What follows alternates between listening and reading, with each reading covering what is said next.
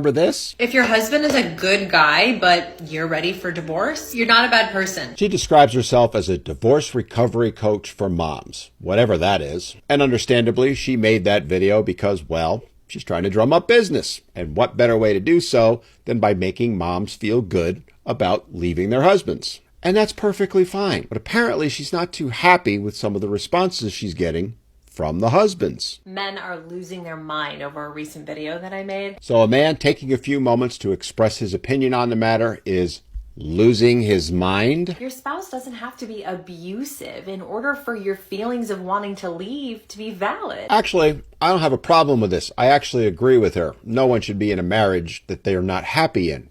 But there are dozens of reasons why marriages fall apart. Okay, let's hear some of those reasons, but let's also keep in mind her business is a divorce recovery coach.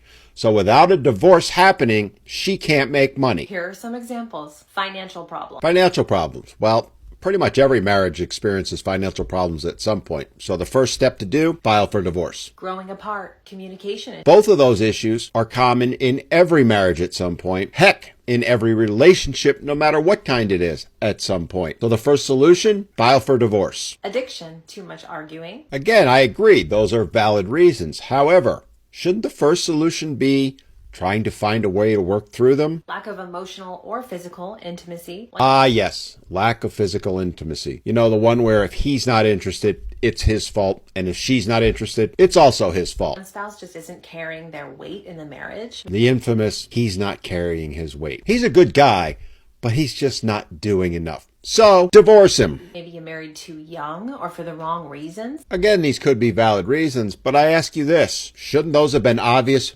before you got married? Those are all very common reasons for divorce, and it doesn't make you or your spouse a bad person. Now, I hear you, and I might agree with you except for one thing. You see, if a man used any of those as a reason for walking away from his marriage, he would be immediately vilified and accused of abandoning his family. Now, let's be clear. I'm not trying to be mean to her or throw any ill will or shade at her. I just simply want to point out that she makes her living by coaching women who have been divorced. And we need to keep that in mind when she's encouraging said women to leave, by her own word, good men for what are problems that every marriage has at some point or another. And that is why men, well, to use her term, are losing their minds. Because men know that women, they're abandoning their marriages at the first sign of trouble rather than trying to work it out. So explain to me again why the hell men should get married anymore? Just saying.